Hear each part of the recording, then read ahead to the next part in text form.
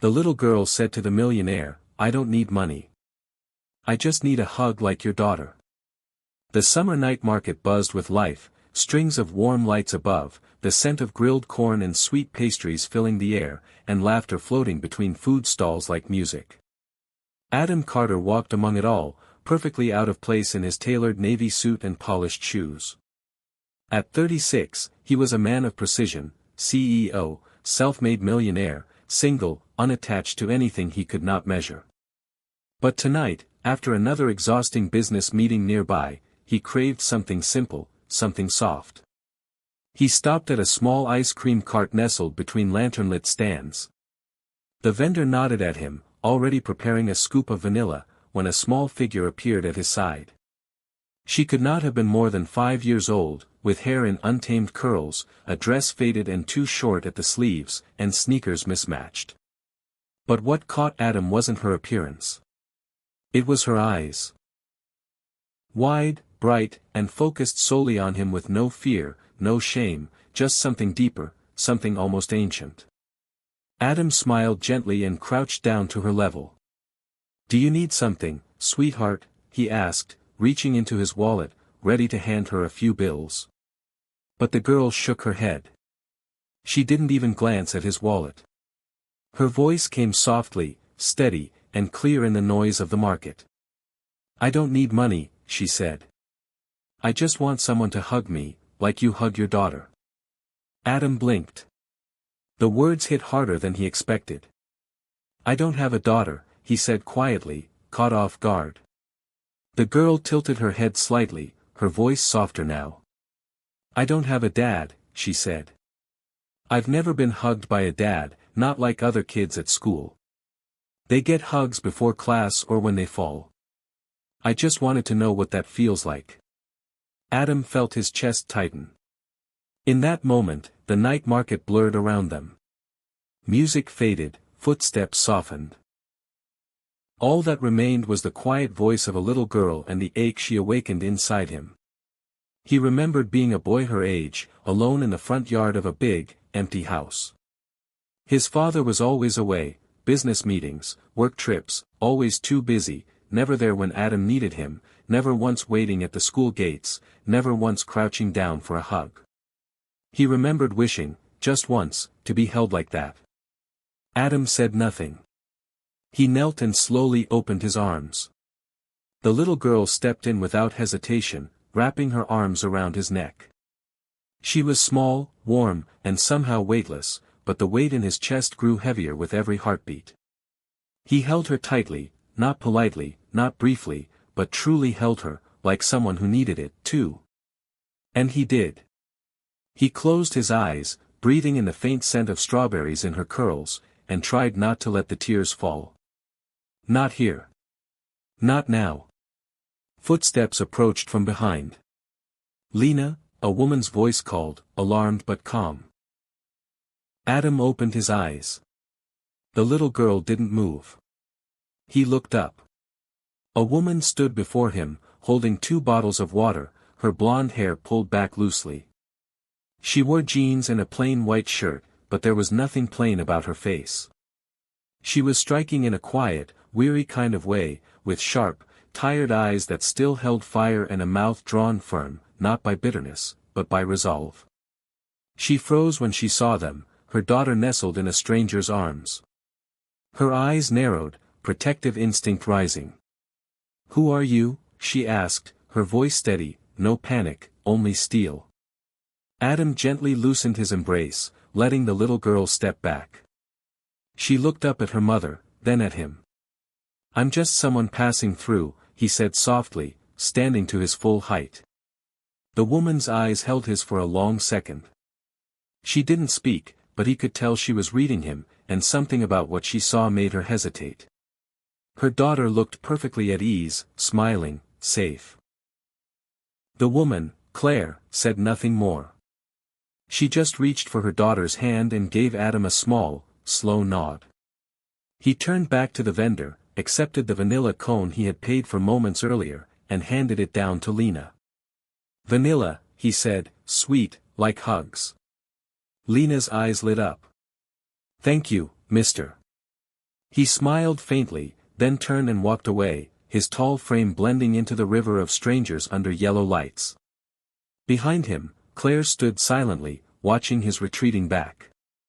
She didn't know who he was or why he looked so sad when he held her child, but something in the way he had held her gently, like someone holding on to something fragile and long lost, left an imprint on her heart, not fear, just quiet wonder. The penthouse was as quiet as always. High above the city, Adam Carter stepped out of his elevator, the doors closing behind him with a soft hiss. Floor-to-ceiling windows offered a dazzling view of the Manhattan skyline. But tonight, it looked cold, remote. He loosened his tie, set down his keys, and walked toward the kitchen. The silence followed him. No laughter, no footsteps, no trace of the little girl's voice. But that voice had stayed. "I don't need money. I just want someone to hug me." Adam had heard a lot of things in his life, sharp questions in boardrooms, hollow congratulations at galas, whispered promises from women who only wanted to be seen on his arm. But nothing had ever cut as deep as that. He sat down at the kitchen counter, hands folded, staring at nothing. The image of her face, her curls, her wide eyes, the way she had leaned into his chest without fear would not fade, and neither did the ache that followed. For the first time in years, Adam allowed himself to remember he was 7, a birthday, a new toy left on the marble kitchen table, wrapped neatly, no card. His father had called from an airport in Tokyo, his voice tired. "Happy birthday, son. There's money in your account. Buy whatever you want." No hug, not even a handshake. And it had always been that way. Business came first, always. His father built a fortune and gave Adam the best schools, the best food, the best future money could buy. But never once had he sat down on the floor to play. Never once had he waited at the school gates. Never once had he opened his arms. Adam had buried all of that, or so he thought. But tonight, that little girl's hug had pulled it all back up, like a weed he thought was dead but had never really been uprooted. He didn't know her name. He didn't know who she was or what her life looked like outside that market.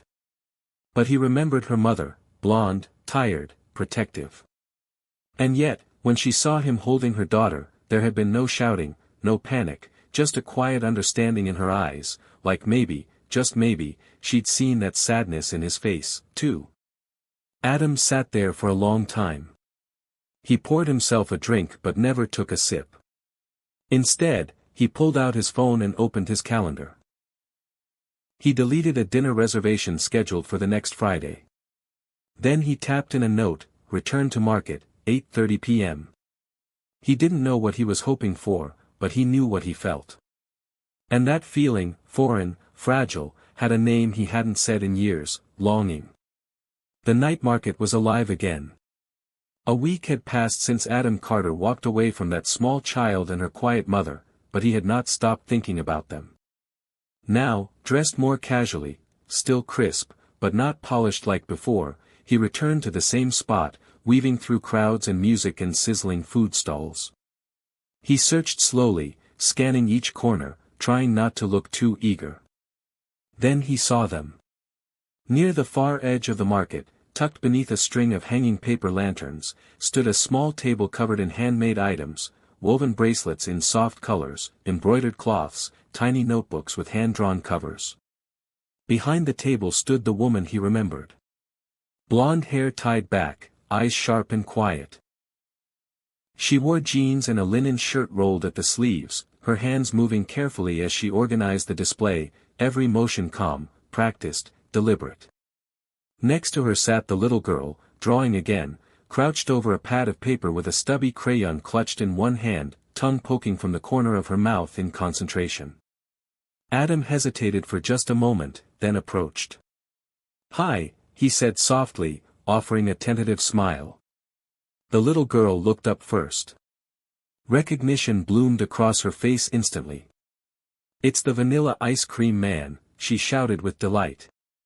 Adam laughed, the sound surprising even himself.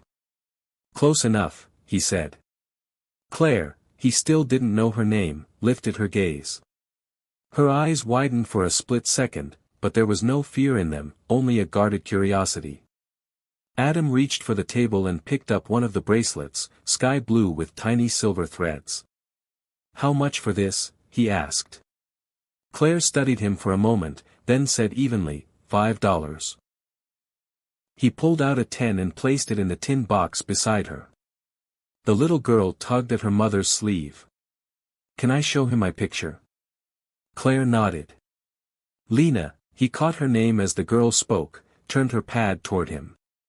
It was a crayon drawing of 3 stick figures, one tall, one medium, and one small. They stood under a big yellow sun with a pink heart floating above them. "This is me, and Mommy, and," she paused, grinning, "a friend." Adam looked up. Claire's expression softened just for a moment. "I'm Adam," he said, offering his hand. "Claire," she replied, shaking it gently. "This is Lena." "We've met," he said with a small nod toward the child.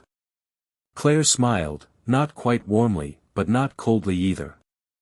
As customers drifted past, Adam lingered at the corner of her table. They talked in short, careful exchanges about the weather, the market, the bracelets. Then, more slowly, the conversation turned personal. Claire told him she used to study art. She had dreamed of becoming an illustrator for children's books. College didn't last, she said, adjusting a display of bracelets. Lena came early, and alone. Adam didn't press. Her voice was calm, not bitter. She wasn't ashamed of her story, only matter of fact. "I work evenings at a diner sometimes," she added. "Other nights, I sell here. It keeps us going." Adam watched her hands, strong, precise, tired.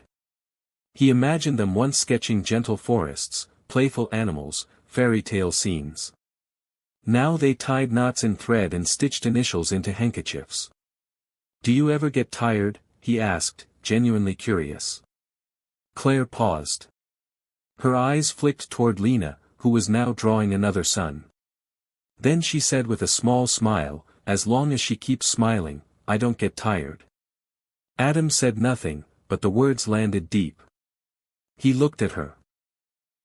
Not at the curve of her jaw or the way her hair caught the lantern light, but at the quiet strength she carried like a second skin, a woman who'd given up everything for a child and never once seemed to want the world's pity for it. In all the boardrooms and ballrooms of his life, Adam had never met anyone like Claire. And in the warmth of that little market, in the soft light of paper lanterns and laughter, he realized something he hadn't felt in years: respect, the real kind, earned, not assumed, the kind that made him want to listen more than speak. He stayed a little longer that night, long enough for Lena to gift him a new drawing, a flower with a smiling sun, and for Claire to hand him a second bracelet, just because. As he left, Claire said only, "Thanks for stopping by." Adam nodded. But in his heart, he knew he wasn't just stopping by. He'd be back, and next time, he wouldn't be a stranger. The weeks passed quietly, like soft pages turning in a book. Adam Carter kept returning to the night market, at first, just on weekends, then a few quiet weekdays, too, always to the same table with handmade crafts, always with the same intent.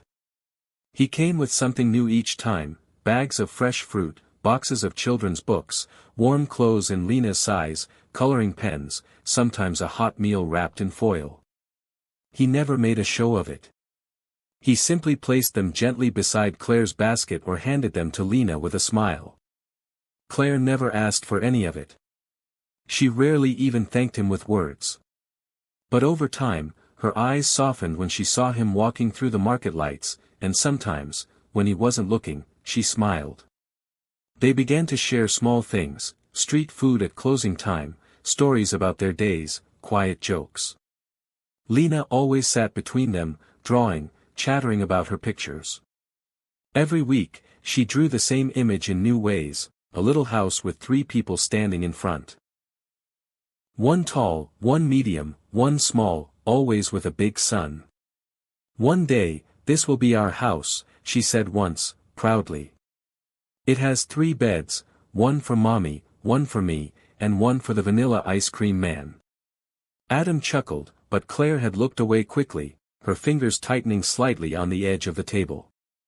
They never called what they were doing anything, not dating, not friendship, not charity, just staying. One night, as they sat eating grilled corn near the curb, Adam spoke more honestly than he expected. "I never really knew what it was like to have a dad," he said. "I mean, technically, I had one, but he was always in meetings, always building his empire, never once sat at the dinner table, never came to school plays, never hugged me." Claire looked up from her cup. Adam continued, his voice quieter. "You know what I remember most from elementary school? Watching other kids run into their dad's arms. I used to pretend I didn't care, but I did. I cared a lot." There was a long pause. Then Claire said softly, "I guess that makes two of us." Adam turned to her. Claire looked down at Lena, who was curled up on a blanket nearby, flipping through a picture book. "I had a mom who tried, but my dad left before I turned 10. I never saw him again." Adam nodded slowly. Their stories weren't identical, but the ache beneath them, that was the same. Two grown-ups, successful in surviving, still learning how to heal. The next Saturday, rain fell hard. Claire didn't open her stall that night. Adam waited anyway. He stood by the familiar corner, umbrella in hand, scanning the street. And then he saw them, Claire and Lena, huddled under the bus shelter, Lena's head resting on her mother's lap. Claire looked up, surprised to see him. "She's burning up," she said quickly, her voice shaking. "I tried the clinic, but they were full." Adam didn't wait. "Come with me," he said. "I've got a car." They rushed to the hospital, rain slamming against the windshield. Adam drove like it was his own child in the back seat. At the ER, he stayed close. Claire handled the paperwork. Adam paced the hall. Lena whimpered in her arms. Later that night, Lena was settled into a bed, and 4 in her tiny arm. A nurse dimmed the lights. Claire sat on one side of the bed, exhausted. Adam sat on the other. He reached for Lena's hand and wrapped it gently in his. Then, softly, he began to speak, not about business or weather or news, but about a princess who could turn sadness into flowers, about a knight who couldn't fight but knew how to listen. He told her a story made up on the spot, just for her. Claire watched in silence. Long past midnight, Lena finally fell asleep. Adam stayed. He didn't check his phone once, didn't glance at the clock. He just sat there, holding a child who wasn't his, but who, in that moment, mattered more than anyone. And Claire sat back in her chair and looked at him in a new way. This wasn't a man who pitied her. This wasn't a man playing hero. This was someone who knew what it meant to stay. The days began to blend gently into one another. By now, Adam Carter had become a part of their lives in a way that felt natural, not dramatic. There was no announcement, no shift in title or label, just a quiet, growing presence, like a warm light gradually filling a dim room. Lena had started calling him Mr. Warm. The name stuck after she said it the first time, innocently pointing at him during a picnic in the park, because he brings warm food and warm hugs, and he always smiles with his eyes. Adam had laughed, but Claire had gone still for a moment. She didn't correct her daughter. She didn't laugh either. She just looked at him and nodded faintly, as if to say, "It's true." They spent weekends together, never extravagant, but meaningful. Adam had offered 5-star restaurants, private rooftops, luxury experiences. Claire had gently refused them all. "I'm more comfortable where the chairs are plastic and the food comes in paper boats," she'd said with a small smile. So that's what they did. They ate noodles from street stalls, shared fruit from market carts, and once sat on the curb outside a taco truck, watching the sky turn lavender as the city lights blinked awake. Lena dipped her fingers in a melted popsicle and painted stars on Adam's arm while he pretended to be shocked every time. Claire laughed more now. It was never loud, never forced, but it was there, in the soft curve of her mouth, in the lightness of her steps, in the way she stopped apologizing for things that weren't her fault. Adam noticed everything. He also noticed how he had changed. He stopped checking his phone at dinner. He no longer worked past midnight, no longer barked cold responses through email, no longer measured time and profit margins. He had started sleeping more deeply, dreaming even. There were fewer voices in his head demanding perfection, more silence, more peace. One evening, they sat on a blanket near the water, sharing fried rice and egg rolls. Lena had fallen asleep, curled between them, her little fingers clutching Adam's sleeve. Claire reached into her bag, pulled out a wallet, and quietly tried to slide a folded bill toward Adam's side of the meal container. He noticed. "What are you doing?" he asked, not unkindly. She hesitated. "I'm paying for half the dinner." "You don't have to do that," he replied. "I know," she said, "but I want to." He leaned back, resting his hands on the blanket behind him. His voice was calm, low but steady. "Claire," he said, "I'm not buying you dinner." She looked at him, eyes guarded. "I'm not buying you," he continued. "I'm not buying your time or your stories or your presence. I'm not keeping a tally of how many meals or books or hours I've spent with you." He paused, then added gently, "I'm not buying anything.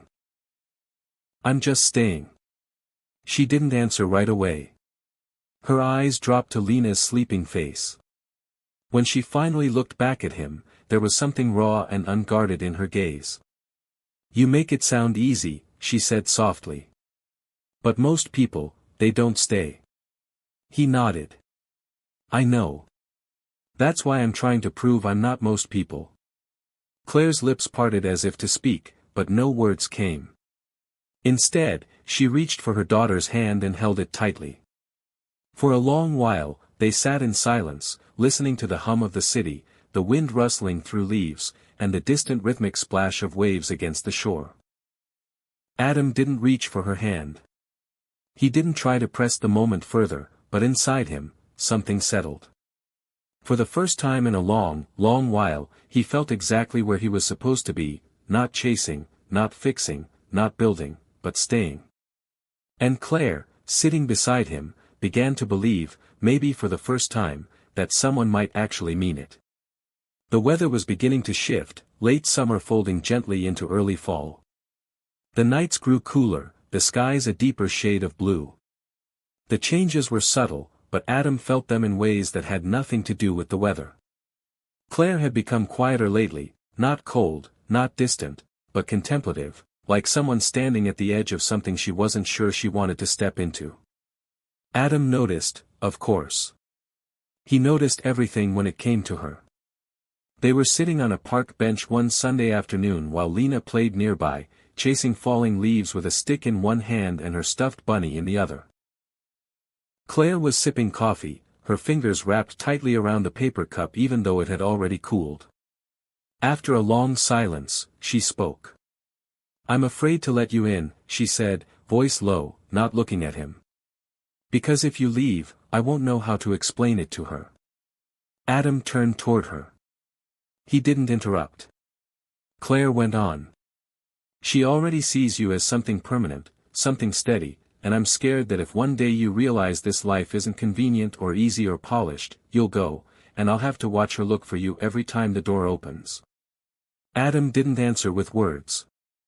Instead, he nodded once, then reached into his coat pocket and handed her a folded invitation. It was simple, a flyer for a local children's art exhibition being held at a small community gallery downtown. He had signed up Lena weeks ago without telling either of them. "She has talent," he said softly. "And she deserves to be seen." Claire stared at the paper, then at him, unsure how to respond. But when the night of the exhibit arrived, she came with Lena in her best little dress and two tiny braids down the back of her head. Adam was already there, waiting at the door, holding a small bouquet of sunflowers. They walked in together, the three of them. The gallery was filled with color, crayon sketches, watercolor dreams, finger-painted animals, and skies too pink to be real. Laughter echoed through the room as proud parents pointed at paper masterpieces. Lena's drawings were displayed on a long wall near the back. Adam had come earlier in the day to frame them, thin wooden borders, hand-sanded, with each name etched gently beneath in gold ink. Claire saw the effort in every detail. They reached Lena's spot, and the little girl gasped. Her drawing, one she had done on a rainy afternoon while sitting on Adam's living room rug, was right in the center. 3 figures stood under a roof, hand in hand. One tall, one medium, one small, a dog messily added in the corner, a heart above the door. She turned around to face the room, eyes shining. "This is my new house," she announced loudly. "There's Mommy, and Mr. Warm, and me." Several people turned, smiling. A few chuckled kindly. The room, just for a second, felt like it held its breath. Claire looked at Adam. For once, she didn't glance away. She didn't change the subject or brush off the moment. She just looked, and in that gaze was something soft and surrendered. An understanding passed silently between them. After the exhibit, they walked home slowly. Lena skipped ahead, her drawing tucked under one arm like a treasure. Claire broke the silence first. "You know, she's never drawn anyone in our house before." "Not until you." Adam smiled. "She's got good taste." Claire laughed, the sound small but full. Then she stopped walking, right in the middle of the sidewalk, and looked up at him. "I'm still scared," she said. "I know," he replied. "But I'm trying," she added. "I see that," he said.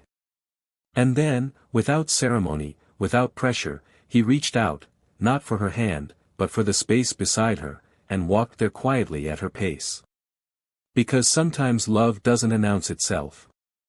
It just shows up and stays. Autumn deepened, painting the leaves in shades of gold and ember.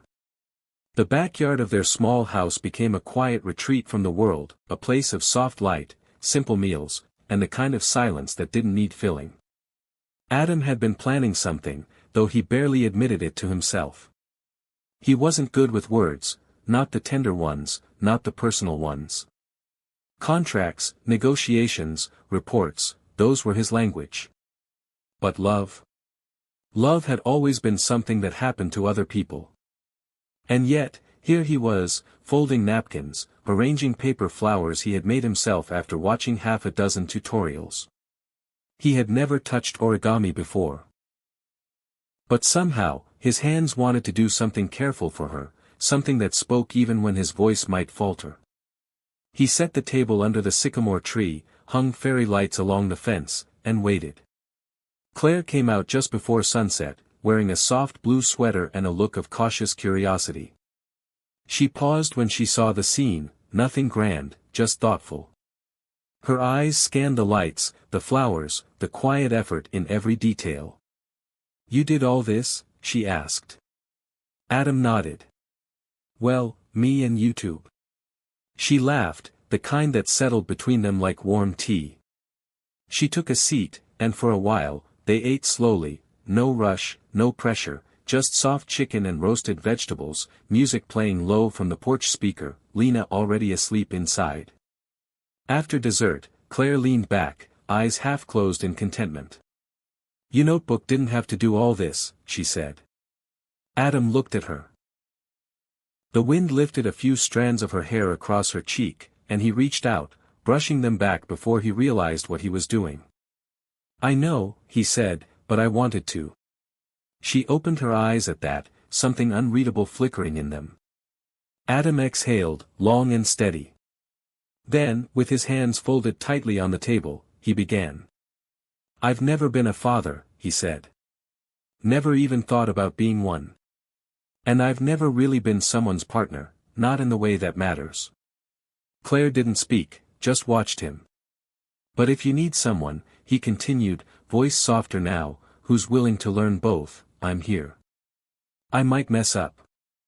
I might take time, but I'll be here, not because I feel obligated, but because I want to." The words hung in the air between them, fragile and unpolished, but true. Claire didn't answer right away.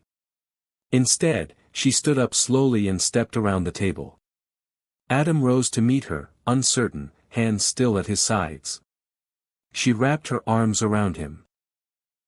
Not tightly, not desperately, just wholly. Her voice was almost a whisper. "I don't need magic," she said, head resting on his shoulder. "I just need someone who stays, honestly and long enough." Adam closed his eyes, his arms finally rising to hold her back. And in that embrace, in the quiet that followed, something settled into place. It wasn't a grand declaration. It wasn't fireworks. It was something better. It was real. A year passed like a quiet breath, soft and full of change. The seasons rolled over the city gently, and by the time autumn returned, Adam Carter no longer lived in a high-rise penthouse above Manhattan. He now woke up each morning to birdsong and the scent of fresh coffee in a small, sunlit kitchen in a cozy house just outside the city limits. The home was modest, a white fence, a flower bed that Claire had planted from scratch, 2 bicycles leaning against the porch. Inside, the walls were warm and lived in, decorated with Lena's colorful drawings and tiny handprints in paint across the hallway. Adam had never lived somewhere like this, not even as a child. But somehow, nothing had ever felt more like home. Claire had started a small art class in their backyard studio, a space Adam had built with her over the spring.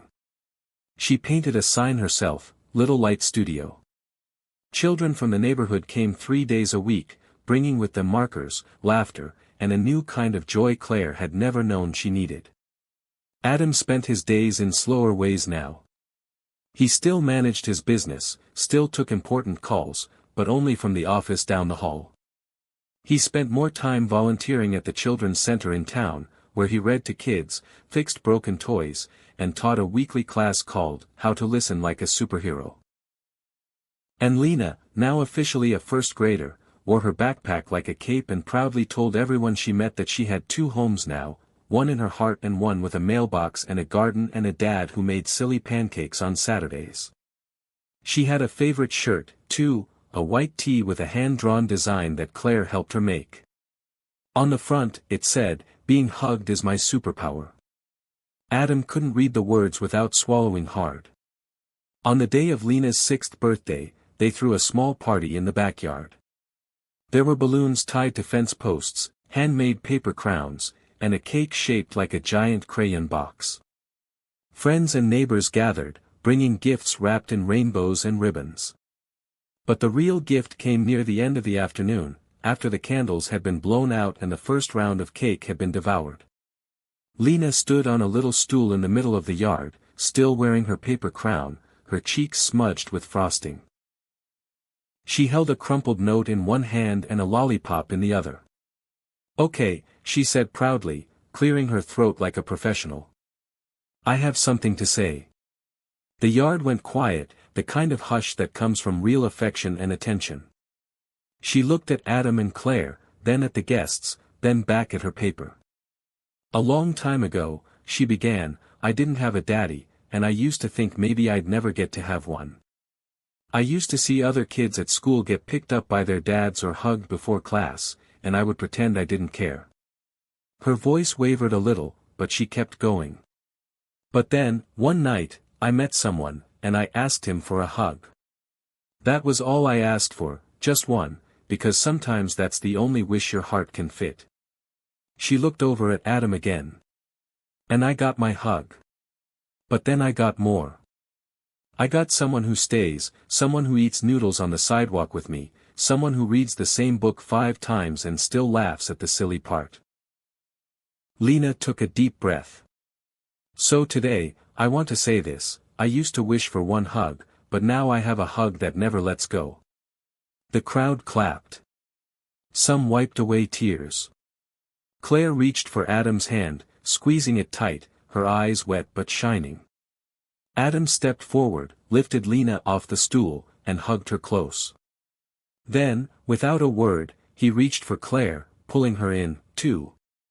The three of them stood in a circle of sun and confetti in the middle of a backyard that smelled like cake and grass and something softer than either of those, love. Adam kissed the top of Lena's head and whispered, "And sweetheart, I finally learned how to love, one hug at a time."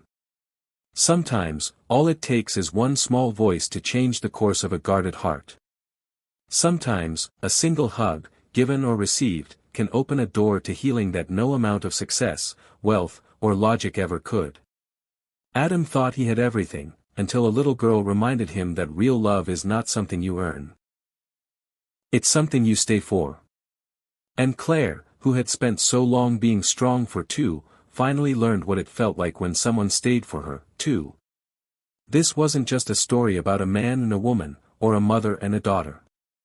It was a story about choosing to stay, about showing up when it matters most, and about how a simple wish for a hug became the foundation of a forever family. If this story touched your heart, made you smile, or reminded you of the quiet power of love, you belong here. Subscribe to our channel Whispers and Words for more soul-stirring tales of hope, healing, and unexpected connections. Because somewhere out there, someone just needs a reason to believe again. And maybe that story starts with you.